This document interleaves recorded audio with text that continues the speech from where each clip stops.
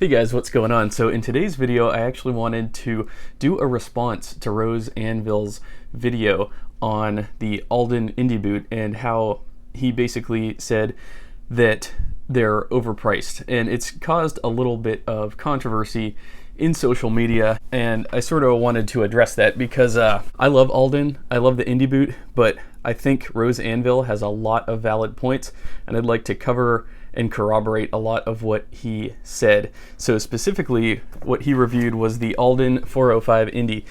The Indy boot is one of my first true boot loves. It was my first quality pair of boots. I think I started buying Alden back in 2014. Back then they cost about $500. They were not cheap at all. Now they're over $600. Your typical Alden boot is going to run at about $610. Alden hikes their prices every year between $8 to $22 a pair, which is something that I've always sort of taken issue with.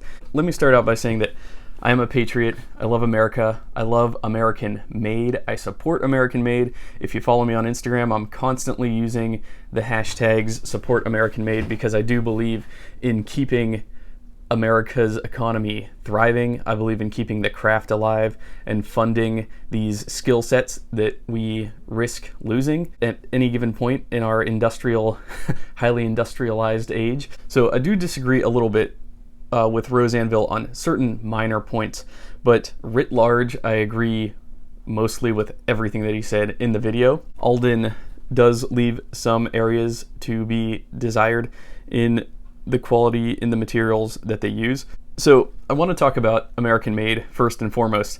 I think a lot of people take it as sort of a political affront when you start delving into international boot buying like Indonesia, China. Europe doesn't seem to cause so much of a reaction, but I think a lot of guys in today's highly politically charged environment seem to take any slight against being made in America as an affront to their political ideologies and political beliefs. Now, like I said, I am a patriot. I love America. I love American made. If I could buy everything in my neighborhood, I would. If my neighbor next door was a tanner and tan leather and the neighbor on the other side took that leather and built boots and jackets out of it, I'd be exclusively buying from them. And then if the neighbor across the street had a farm and raised livestock and grew crops, I would just buy from him because I believe in buying locally as much as possible. I am 100% on board with that. But that said, this is an open market, and so I'm not shilling for like buying Chinese made or buying cheaper for the sake of buying cheaper. I'm speaking in terms of practicality, the open market. It's a diverse place. There's a lot of amazing makers out there that produce a boot at Alden quality or above Alden quality for less. What I want to see Alden do is to improve the quality of their materials, to maybe stop with these constant annual price increases. I think it's an incredible thing that they were one of the very few boot makers and shoemakers to make it through the Great Depression. That is a feat in and of itself. I'm very proud of them. I'm very proud of the legacy and the heritage that they've created. But like anything, nobody's perfect. Companies, people, they make mistakes. They make decisions, not always the best decisions. These are people. And so I want to preface everything I'm about to say with the fact that I still love Alden. I don't buy them nearly as much anymore because of the price. $600 for this boot, I can't stomach it anymore. You know what I mean? I have so many other boots at such a far better price that in my opinion are just as comfortable and in many cases objectively better built. And that's just the truth. Yeah, sometimes I'll get comments in my videos from people that are obviously well-intentioned patriots and they want to see their stuff made in America, and I do too. And I think sometimes they start to think that I'm sort of shilling for the wrong side or the wrong cause, or that I'm sort of maybe politically motivated or something of that nature. But really, I'm rating these boots, I'm rating these products, regardless of where it's made. I like to consume small batch products, small batch boots by small batch makers. To me, that's the sweet spot. And regardless of where they are, their talent shows through in the boot. In cases like Indonesia, wow, I have a pair of Green Shell Cordovan Junkard boots coming to me from Indonesia. I think I paid like just north of $400 for them, and it's a rare shell color, and I'll get more into that too. But yeah, before I really get started, I want to ask the audience to reflect, and I want to ask you, when was the last time you wore an outfit made of entirely 100% American made clothing? You know, I shop a lot at J. Crew. You look at the labels in there: made in China, made in Taiwan, made in Singapore. Most of the American made heritage goods are extremely expensive, and they have to be to support an American lifestyle. And so companies like Grease Point Workwear, they make some of the best trousers I've ever worn in my life. But guess what? You're going to pay somewhere around $300 for those trousers. Now, is that something that everybody wants to stomach realistically every day? For, you know, do they want to line their entire wardrobe with those pants? I mean, truth be told, you could probably get by just having, you know, one or two or three of those pairs of pants. And so over the long term, is that such a bad thing? Absolutely not. Those melange selvage jeans that I have will outlast me. I can tell you that for sure. So they're incredible, but for me, for my level of income, it's just simply not practical for me to buy made in America everything. You know, there's shops sell shirts that are $300, and they're American made and they're very good quality, but it's $300. That's a lot of money. So that's why I want to ask, when was the last time you wore an entire outfit made of 100% American sourced clothing? Or let's take it a step further. What about your car? Where's your car made? You know, things like this. We need to be realistic consumers, because not everything we need is made locally. If I had it my way, I'd source everything within my township. The fact of the matter is, Baltimore doesn't produce a whole lot of things, so it's simply not realistic. If I had it my way, I'd buy only American made if it was just a little bit more affordable. So I support American made. I'm an American leather worker myself, so I believe in it. And so this is coming from the perspective of somebody that makes his own products here in America. I try to use only the top quality materials. I say all that to qualify what I'm saying with buying internationally made goods. I do it. One of my favorite boot brands is Grant Stone. They're made in Xiamen, China. And in my opinion, it's an objectively better boot than the Alden Indy. In the past year, I actually took apart some Aldens with my cobbler Sonny. And I have to say, I was not impressed. I watched this thing get taken apart. The crepe sole midsole, literally, it was bond welted, meaning glued, meaning he was able to simply rip it off. He just ripped it off. In the sole, we found some paper that housed the steel shank, as well as leatherboard all throughout, which was crumbling apart as we were handling it. Again, not ideal. I learned a ton from Rose Anvil's videos, as he does all the pressure testing on boots I wish I could, including puncture resistance, heat resistance, scratch resistance. He cuts the boots in half to examine every single component. He couldn't be more transparent with his approach, which is honestly why I side with Rose Anvil. The only thing I disagree with from his video was his comparison of Alden to Red Wing, in which he said the Red Wings were just as good as Alden for half the price. So, are they worth the money of $610? Not even close. And to prove to you it's significantly overpriced, this is built basically the same way as a Red Wing boot that's half the price. I have some Red Wing Iron Rangers here in copper rough and tough. And yes, I love these boots. Do I think they're as good as Alden? No, I think Alden is superior to Red Wing. Red Wings are more of a utilitarian boot in my opinion. Now, do they do a good job with assembling it? Yeah, I mean, it's sort of sloppily stitched together, you know, but it's a big operation. It's highly industrialized. The more industrialized you get, the little bit more sloppy you get, the little bit more of a factory feel a boot is going to have. Aldens have that handmade feel, and they're also luxury boots. I consider them to be luxurious boots. My one point of disagreement with Rose Anvil was him saying that Red Wings were just as good as Alden. I disagree. I think for $300, you're getting a $300 boot from Red Wing. I think for $600, you're getting more like a $400 boot from Alden. Is the price more than the value on the Alden Indy? Yes, it is, in my opinion. That said, I do think Aldens are superior to Red Wing. This copper rough and tough leather, it's not very luxurious stuff. It's very stiff.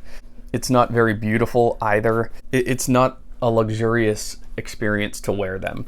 Whereas with Aldens, they are. They're refined. They have a glove lining interior, which feels very good on the foot, whereas these Red Wings, they're unlined, rough on the inside. So they're definitely more of a task to wear throughout the day. As compared to Alden's, I throw them on, I don't even think about them, they're so comfortable. So that being said, yes, I do think Alden is superior to Red Wing in terms of luxury and feel and comfort, as well as the materials that Alden uses, I think are superior to the materials that Red Wing uses. I can tell that this leather didn't undergo the same tanning process incorporated in these very soft and supple and heavily treated leathers that Alden uses. They predominantly source from Horween, also Charles F. Stead, but they're using all very refined, luxurious leathers. They're very discerning with the leathers that they choose to run, whereas Red Wing, they have their own tannery, SB Foot, and they're just cranking this stuff out. It's not super duper refined A-grade leather. I've never thought of Red Wing as being as good as Alden, not even close. The Iron Ranger is made of a stiff, non-supple, unlined, and uncomfortable B-grade leather by my assessment, which are difficult to break in. I do believe Alden uses more luxurious leathers, and I do consider their uppers to be a much better quality than what you get with a Red Wing. Not to mention, I've never been impressed with Red Wing assembly. It always feels haphazardly thrown together, whereas the Alden QC in most cases, is very good. Now, I've seen some disasters with Alden QC, but I personally have never received a pair of Aldens that I thought had subpar QC. Most all Aldens I have are expertly handcrafted boots. I also think the Alden lasts just look better. They're a lot more sleek, sophisticated, lending itself to that business casual look. But that said, over the years, I've developed some complaints about Alden. First off, Alden hikes their prices every year from $6 to $22 per pair. When I started buying, they were $500, which was difficult to justify then, but now the same stuff costs $600 for standard makeups and $800 to $900 for shell. The last pair of Aldens I bought were these snuff suede Indies. They were $575. That was difficult to swallow. That was difficult to justify. I haven't ordered a pair since. They've just gotten too expensive for my taste to continue buying them, which segues me. I love Grant Stone. It's no secret. Half the videos I make are about Grant Stone. I go on and on about them. This is a much more affordable option for an objectively better boot. I said better. No leather board can be found in their boots, and only full grain leather insoles, midsole, and outsoles are used. Grant Stones cost far less, between $300 and $400, but Alden has their market cornered, and they have so many loyalists that they can get away with these constant annual price hikes. Not every Grant Stone boot comes on this all leather sole, but I find the leather sole to be most supportive, most antimicrobial, most comfortable to walk in all day, to stand in. Their QC, I believe, is on par, if not better than Alden's. Their joint welts are always just flawlessly done, whereas on the Aldens, yeah, sometimes there's a sloppy joint welt. Does that make or break it for me? No, I'm just not that picky. So the other thing that I just don't like with Alden are the games that they play with rare shell. And let's face it, they are games. As an amateur leather worker, I can take any leather and stain it, paint it any color I want. There is nothing to it. And yet Alden claims that they're so discerning that they only dye the choicest specimens for Ravello, whiskey, cigar, whereas all the imperfect hides get used for color 8 and black shell. So this might make sense if you think about natural shell or color 2 or color 4 or Ravello, because they are lighter colors. And so basically Alden's claim is that, oh, well, for our rare shell makeups, we can't just dye any hide of Shell Cordovan any color because of the imperfections. I do have to sort of call BS on that. Your first indication that this all might be BS is when you compare cigar shell to color 8. Cigar is actually darker than color 8 in most cases. So why is cigar considered rare shell? Pro tip, it is not rare shell. The same way the diamond industry artificially and simultaneously controls supply and demand, they're able to ensure long-term and stable revenue streams. Alden does this too. Their rare shell runs, I assume, always sell out and sell fast and for top dollar. By artificially making these leathers rare, they're able to ensure demand is there always. The other indication that Horween rare shell isn't so rare is the fact that Indonesian and Chinese makers can make you a pair of boots in any color of shell, and it is often far cheaper than what Alden charges. For example, I ordered those Junkers boots in Green Shell Cordovan. The price was just north of $400. That's cheaper than an Alden Indy boot in brown chrome excel, which is $600 right now. So I understand wanting to buy made in America, and I encourage it if you can. But let's be realistic, nothing else we consume is predominantly made in America. Most of our clothing, electronics, vehicles are all imports, and hardly anybody complains about that. But there are some points Rose Anvil made that I'd like to address.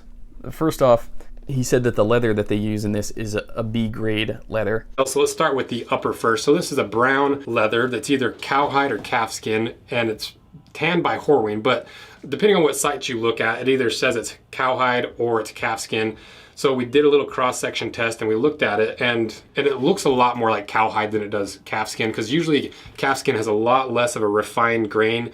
It's usually a lot thinner. It's a lot more flexible and pliable because it comes from a younger cow or calf rather than a full-grown cow. So my guess is this is a full cowhide leather and not a calfskin. One's not necessarily better than the other. A calfskin is a little more pliable, less durable. Cowskin is harder to break in, but more durable. But if you look at the cross-section of this leather, it has a lot of that blue center that we usually see as a sign of a cheaper leather, or a leather that wants lighter undertones like we saw in the Red Wing Oro Legacy leather, where that lighter core kind of shows through as you start to wear it and bend it and fold it. So it's not always a sign of a bad leather. But what's weird about this leather is it has a super heavy pigmented layer on top, where they basically have laid an entire layer of paint on top of this leather. So that lighter core, which would enable this leather to have those highlights and that contrast and that depth of color, is completely ruined by putting a really thick layer of pigment or paint on top of it. But you can even see if you take a knife or just even your fingernail and scratch away at this leather. Literally, I'm just doing this with my fingernail on screen. You can see it just starts flaking off, and this really bright color underneath starts to show through. The leather itself is fine, but the finishing is not great.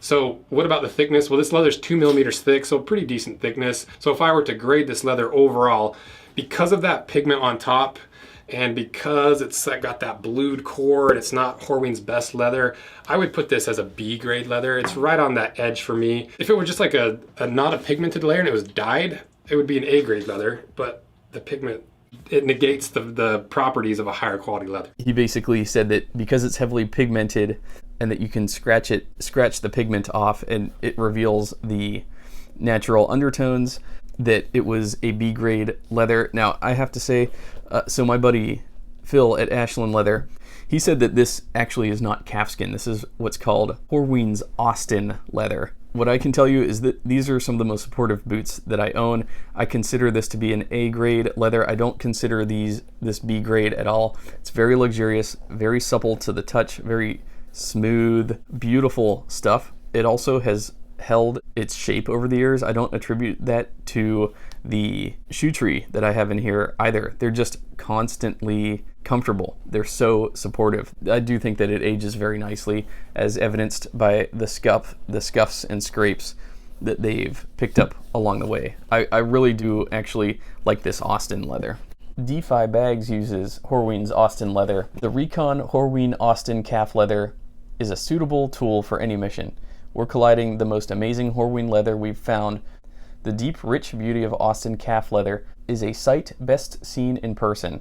It turns heads and only gets better looking with well-earned patina and age. So Austin is a cow, full grain leather. It's got a semi-gloss sheen. It doesn't have a pull-up effect. It's got a smooth finish. It's not tumbled. It's got a medium temper. And it's what is considered a natural quality piece of leather because of the slight markings on the surface of the hide. These may include scars from barbed wire or insect bites, as well as creases, growth marks, freckles. Natural quality should be equated with nature's signature. These marks enhance the character of your finished product while revealing the authenticity of the leather. So the full grain is leather that has its surface left completely intact, showing all natural characteristics of the hide. So it's combination tanned.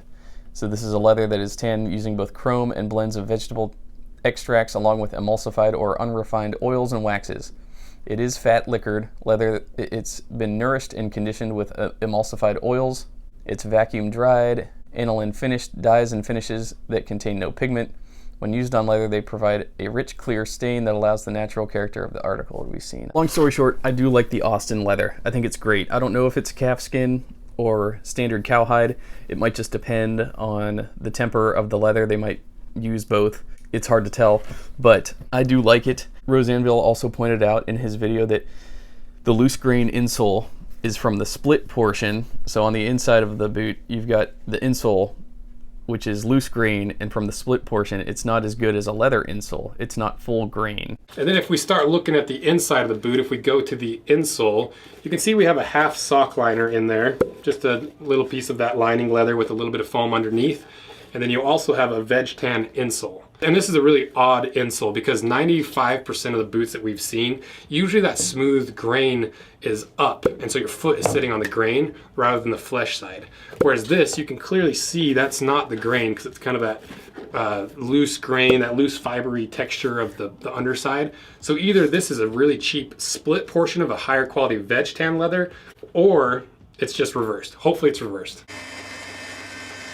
Okay, we got it cut in half. Let's see if there's any redeeming qualities or materials on the inside of this boot. So let's see what's inside.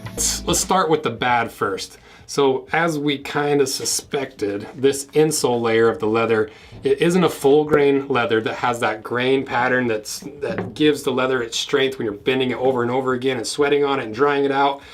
It doesn't have that. This is from the split portion of a veg tan insole. So when they're making veg tan insoles, they usually have to split the leather down to the desired thickness.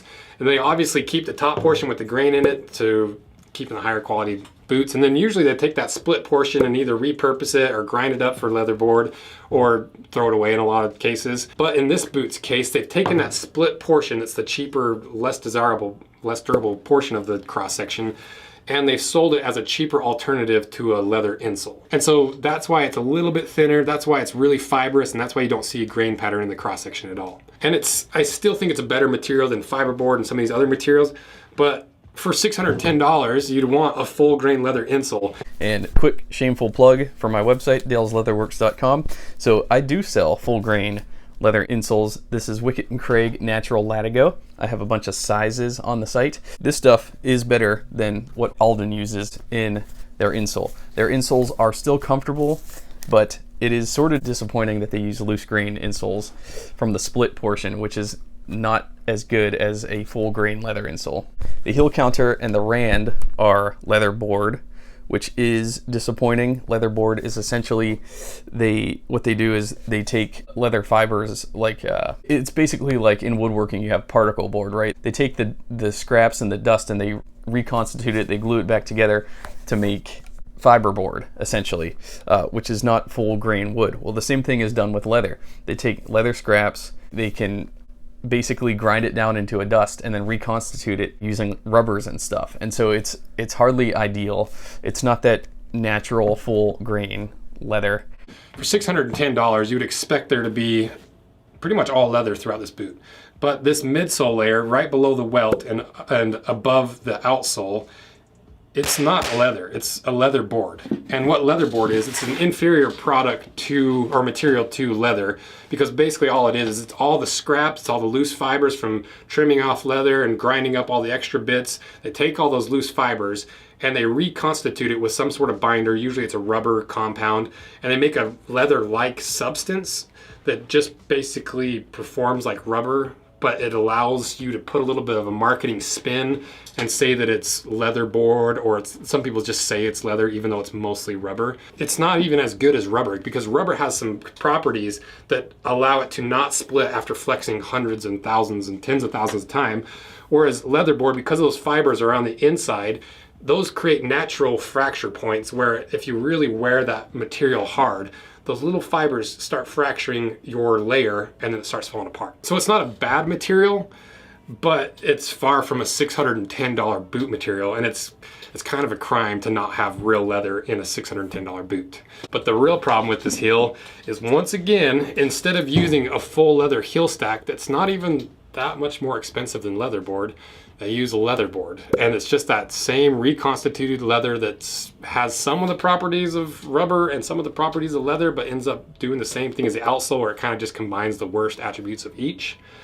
So for $610, you get rubber leather. So kind of a bummer there. Another bad aspect of this boot is it's just chock full of leatherboard. You know, the heel stack is leatherboard, the counter is leatherboard, that midsole is leatherboard, the rand is leatherboard. He also said the midsole also leatherboard. The thing about leatherboard is over time it dries out, it'll crack, it'll separate. It's just not up to the long haul, not like a full grain leather is. There's also leatherboard in the heel stack. So this area here of the boot, the heel stack, it contains a lot of leatherboard, though I do see what looks like some full grain leather stacks in there as well, so that's good. So one thing that I also disagree with Rose Anvil on is this neoprene neocork outsole. But if we move to the outsole, this is where we start to get some unique stuff in this boot, because this is their neoprene cork outsole, and it's a pretty hard outsole. It comes in at an 83 to 87-ish Shore A, and these outsoles just aren't the best, because this is kind of a middle zone between the traditional, really slippery, zero traction leather-soled boots and the more traction, still slim, but has a little bit of tread like the Viberg Mini Lug, that you get that flat look without sacrificing traction. Well, this one is supposed to take kind of the best of both worlds, but ends up being the worst of both, because it's still super slippery because it's a flat plane. So if you step on a puddle at all, you just hydroplane out of control. And it's because it doesn't have any grip, it doesn't have any texture on this at all. Anytime you're in loose anything, like if you're doing Indiana Jones stuff, you're gonna have some troubles with this sole. But it is the Alden Indy sole, because so I kind of get why it's on there, because if you watch Indiana Jones, it's the exact same sole. So give him a little bit of pass there. I actually really love it. He said that basically it slips when wet. Now that's partially true. If you're walking on some slick wood or some slick marble flooring or something of that nature and your boots are wet, yes, you will slip. But wearing these outside in the rain, when it's wet outside and the soles get wet, it's actually more grippy because of this neocork outsole. This neocork is probably my favorite outsole. In fact, I talk up leather soles, how much I love leather soles all the time. However, if I had to pick probably my favorite sole in the world, I do think it's this neocork. It is so supportive. It really is a joy to walk on all day. It's got a real nice drum beat strike as you take strides. It's flat, so it won't bring in any dirt and debris from outside.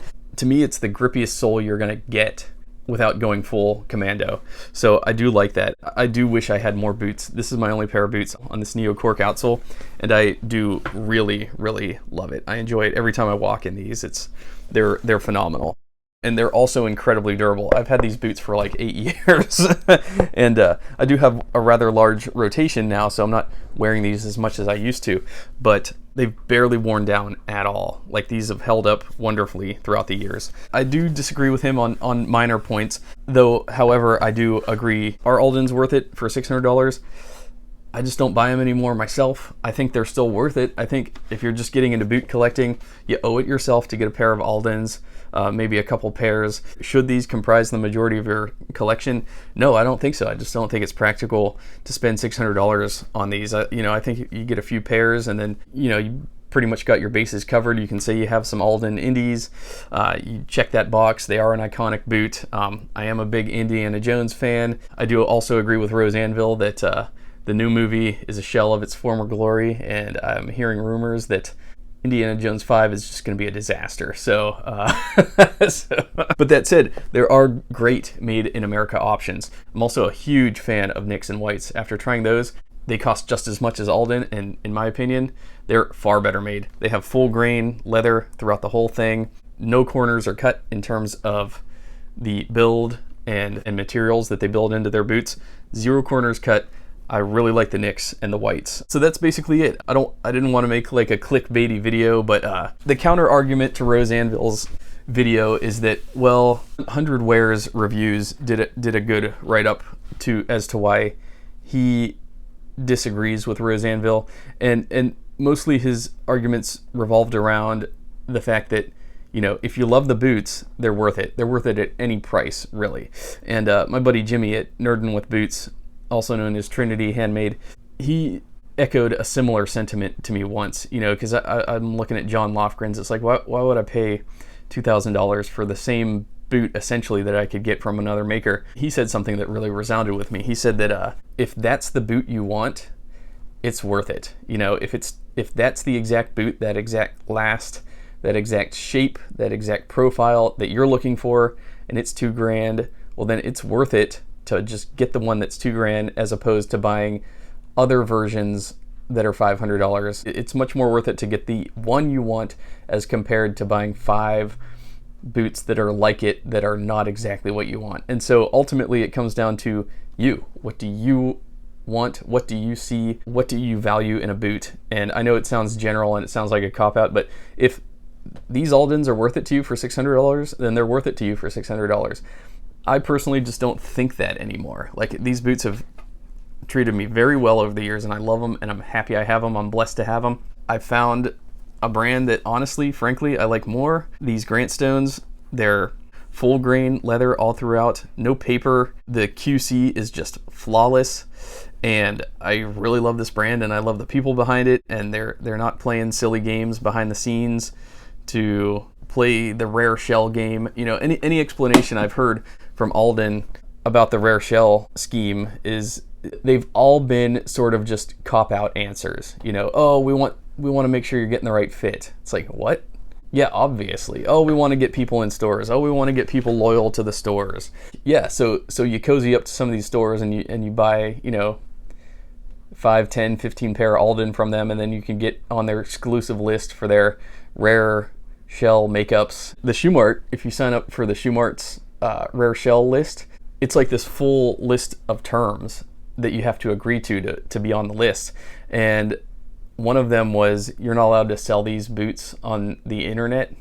It's like, what? So you own this, but you're still sort of beholden to terms that you can't resell the Aldens. I think there was another clause in there, something to the effect of, if you skip a run, then you get put on the bottom of the list for the rare shell. It just left a bad taste in my mouth. I don't like being owned by the products that I own.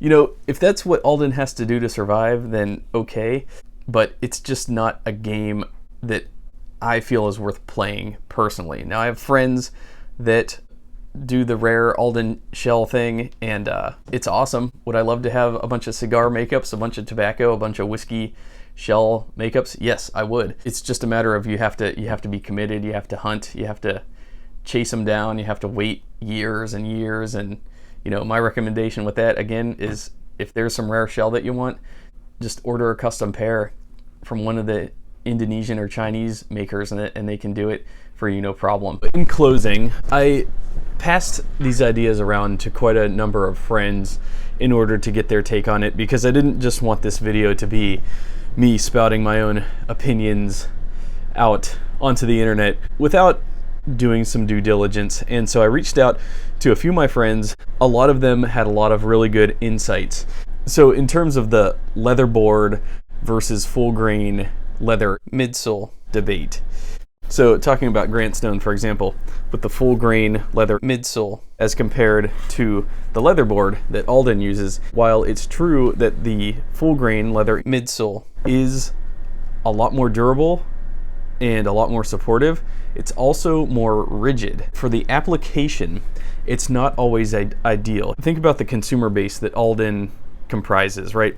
It's going to be a lot of white collar workers, a lot of office workers. These are guys that are spending probably 80-90% of the day sitting down. And so their main objective is to look appropriate for their job. Walking around is a sort of a secondary concern. So all day standing comfort is not the customer's priority. Alden is targeting people in a particular demographic who are doing some walking, but they're not spending all day on their feet, right? It's like, think of the lawyer or think of the desk jockey, right? Is he standing on his feet all day? No. Does he need that superior support? No, absolutely not. If he's at a desk, something like that won't matter. And honestly, I've been wearing these for like 8 years. And I never really noticed a difference. In fact, I've always considered the 405 one of the most comfortable, most supportive boots I've ever worn. In terms of speaking to leatherboard, Alden is their goal, their priority with their customer base is not to offer full grain leather midsoles because it's simply not the most practical thing for most people. Full grain leather midsoles are difficult to break in. You notice it. When I walk around on my full grain leather insoles that I stamp out myself, I notice it. They don't break in until, you know, the fourth or fifth wear, I would say. A really good thing to sort of put all this into perspective is infamous shoemaker Edward Green, for example. Their shoes start at around $900.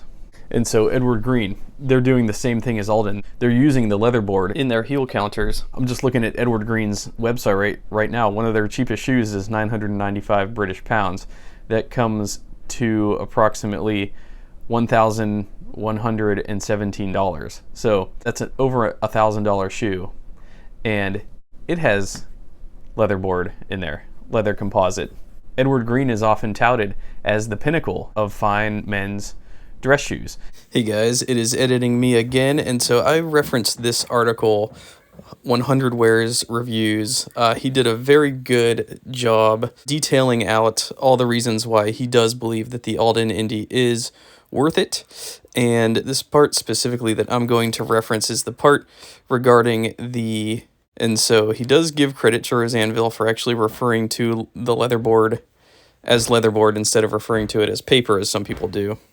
So he says, to be clear, a true leather midsole is superior in every way to leatherboard other than cost. In a perfect world, the Indy would have it. In the world of workwear where your boots might see fires flooding in more, the leather will be noticeably longer in life. He says, it's important to remember, though, that the Indy isn't a firefighting boot. If leatherboard is something that isn't acceptable to you, here is a partial list of brands you need to cross off your list. Carmina, Crockett & Jones, Cobbler Union, R.M. Williams, Vass, and more. Whites uses it on some of their boots, and hell, even Edward Green and John Lobb use it. In the world of dress-focused footwear, leatherboard is the rule, not the exception. The reality is that for the average person, leatherboard will do a perfectly fine job, further because it can be molded into a variety of shapes. Leatherboard heel counters do better job with shapely lasts. I'll leave a link to this article in the description below. And so again, it comes down to, are they using the best materials available, or are they building the most sensible shoe for their consumer market? And like I said, business professionals, guys walking around in suits all day, they don't want to break in some stiff full grain leather midsole. It's just not practical for their purposes. They're also not walking all day. You know, they probably spend a half hour to an hour walking every day as compared to somebody who is a blue collar worker who is going to be standing on their feet, you know, 8-10 hours a day. So they'll obviously need a lot more support. Yeah, so Edward Green's starting at about $900 to $1,000. That's more than Alden Shell. Those are Edward Green's and just their standard calfskin. You know what I mean? Starting at $900 to $1,000. So that's one thing to keep in mind. So that's one point in defense of Alden here. Alden is also an industry standard. They survive because they don't compromise on their methods. And so the way it was explained to me was like this. Alden is a very introverted company. They do things their way. They have their methods. And the fact is these methods have worked for decades. They're still in business. And that's the one thing that sort of should solidify this in our minds, is that Alden has remained in business all this time. They're obviously doing something right. They have their customer base, but also they sort of operate independent of the outside world, is the way that it was explained to me. They don't pivot on a dime like some companies can. Some smaller companies, newer companies, they'll pivot on a dime because they're trying to traverse the rapidly changing world of online sales. Alden, however, they're a very traditional company. And here's the other thing about Alden. Yes, they're set in their ways, and these ways have not only been proven to work, but they're also incredibly loyal. Who are they loyal to? They're loyal to their stores. Alden believes in keeping up a rich tradition of having brick and mortar stores in place. So that's why when you go to places like Seattle or New York City, whatever shop you go to, brick and mortar Seattle, New York City has a ton of Alden shops. There's one in DC. They have their brick and mortar stores, and they have relationships with the owners of these stores. Alden, the company, is very loyal to the owners of these shops. They will not betray them. They have relationships, built up business relationships with these people, and they want to see them succeed as well, because having these physical stores in place is a tradition, and it's something that we are losing. Let's face it, we are losing that tradition rapidly with the internet taking over. And so that's another thing to keep in mind, is like Alden's trying to keep that in-store experience alive. They want you to go into the shop and to become friends with the store owners and the store workers and the salesmen there, and they want you to have that exchange, that in-person exchange. And that I definitely commend, especially after the last 2 years. So many of us are missing that genuine human contact and that genuine human interaction. There's another point for Alden that I have to give them. They're not giving up on their stores. Go look at your local shopping mall, for example.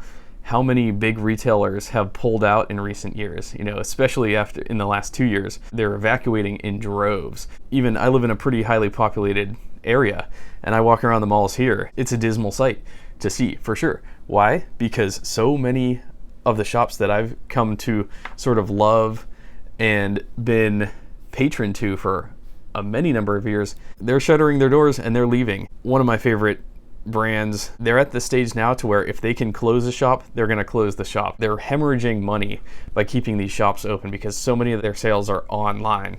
And so we're losing that in-person shopping experience. It's fading ever so quickly as we advance into the future. The other thing about Alden and their price hikes, they are in business to make money. They're in business to stay in business. It was explained to me like this: some companies can charge a really low price because some companies, for example, like Carmina, they're essentially selling their shoes at cost. And there's other makers too that you might not know their plan. They might have a 15-year plan. They might be just trying to build up their brand right now. They might be losing money. They might not be making a cent being in business right now. You just don't know. Some companies just have that plan. Some companies live transaction to transaction, and some companies don't. Some companies have the capital to be able to wait, to penetrate the market and wait until their name gets big enough, until their fan base gets big enough, and then they could start hiking the price a little bit, and then they could start making profits. Some businesses simply don't have a plan to start really making profit for 10, 15, 20 years. So that could be the case with some of these makers. Alden is not that. They have a pretty big workforce, a pretty big community of people relying on their income there, and they have to provide benefits to these people. And for that reason, they hike their prices every year. It's to stay alive. And they're doing it, and they're doing it effectively, and they've been doing it very well for many a decades, well before I was born, that's for sure. I could say now, as having started my own small leather business, some months I spend $3-4 grand on equipment, and I'm making probably like $500 to $700 a month in sales, give or take. And it's just the long game. If you want to do it right, you have to play the long game. That's what Alden's doing. They're trying to survive, and they're doing it. And for that reason, I can tell you this much definitively about Alden: they don't care what I say in this video. They're going to continue to do, like, nothing me or what Rose Anvil says or what any YouTuber or what any Instagrammer or any blog poster, there's nothing that any of us can do to change Alden's business practices. They chart the path of their own ship, and they don't necessarily care about the weather or how choppy the waters are outside. They're in the vessel, they're in the lead, they're in charge, they're at the helm, and they're steering their ship. And so there's nothing I can do that's gonna convince them to start lowering their prices anytime soon. Let's not forget one crucial point. This is something that I was just made aware of recently too, but the Goodyear welt was actually already a compromise for hand welting. The Goodyear welt construction method was introduced in order to streamline production because you could do it on a machine. It makes for a resolable boot, but it also cut corners dramatically. So Goodyear welted, people look at Goodyear welted as the end-all be-all of footwear. It's not. Goodyear welted in and of itself was a compromise on the building process, on the boot construction process. I consulted with another one of my friends, And he gave me a list of things that he dislikes about the Alden Indy. He said, yeah, first and foremost, the leatherboard midsole, the heel rand, and heel stack. There's no excuse for those. He said at $610, there are other American-made boots with more labor and less machine processing. For example, before the price increase, White's hand-welted stitch down was $580 with better leathers than the Alden Indy 405 at $610. The Alden Indy is machine lasted, machine welted, and overall a very highly machined boot. There are other boots at the same price that do this way better. At $450, the Alden Indy would be king, he said.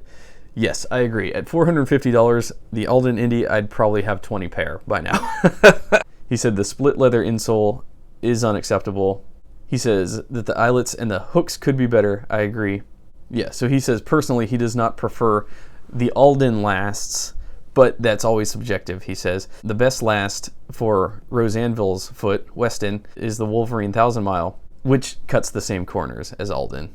He says what he likes about the Indy is, before the Nix mock toe, the Indy was one of the best out there. He says the Thomas heel works well, even if it might be a gimmick. He says the full sheet gemming versus a rib gemming is a great touch and more easy to repair and lasts longer. He said that's one thing that Weston's video missed. And he says that even though the leather in the 405, the Austin leather here, is subpar, the other leather offerings from Horween are great, like Chrome Excel, Chamois, and Shell. And he said the steel shank is good. So there you have it. In summation, do I think the Alden Indy is overpriced? Yes, I do. Also in summation, my opinion does not matter. Alden's been in business all this time. They're doing something right. They survived the Great Depression. Would I have survived the Great Depression? I don't know, probably not. I respect the hell out of Alden for everything that they've done. I still do. I love Alden. I really do. Do I wish they were a little cheaper? Absolutely. At this juncture, I will say that I can still respect Alden. They are a formidable boot company. They are a staple for a reason. If they're worth it to you, then they're worth it. Having collected the boots that I've collected, they're not really worth it to me anymore, not at $610. That's not to say I won't hunt on eBay for the occasional deal here and there and make the occasional splurge here and there on Alden. At $610 for their baseline models, it's not something that I'm going to be shopping for very frequently, I'll say. So thanks a lot for watching, guys, and huge thanks to Rose Anvil. He was kind enough. I had a great exchange with him back and forth through DMs. He allowed me to use any footage from his video, so thank you, Weston, so much for that. You are the man, sir. He was super cool, you know, even in our small areas of disagreement. And I told him, first and foremost, I agree with him. I agree with you 95% of the way. There's just little minor things that I disagree on, but overall, the overall argument that he was making, I do agree with. But at the same time, I learned a lot of new things about Alden, and I have a brand new reverence and appreciation for the brand. That said, I hope I didn't piss anybody off with this video, though I'm sure I probably did. For the first time, and the first time ever, I'm gonna ask you, if you liked this video, please give me a thumbs up. I've never done it before, but I noticed that I read somewhere recently that if you tell the audience to give a thumbs up, that you get, like, I don't know, something to 10 to 20% more thumbs ups. I don't know if that's true. I just assume everybody knows the YouTube game by now, you know, like, subscribe. So if you liked it, please give me a thumbs up. Regardless, whatever you thought, please leave me your thoughts in the comments below. I want to hear. I'm here to learn. I'm here to spread knowledge. I'm also here to absorb knowledge. I am not the end-all be-all of boot knowledge. Please, I know 2%, probably 1.5% of what I need to know. So much of my knowledge base comes from you, the audience, and guys like Weston and other YouTubers like Nick from Stridewise, and my buddy Take at Bootlosophy, my buddy Mario. You know, this is what's so great about boots. It are the people you meet along the way and the incredible information and knowledge you absorb from them. It really keeps the spirit of boot loving and boot collecting alive. So anyways, thanks a lot for watching, guys. I will see y'all in my next video.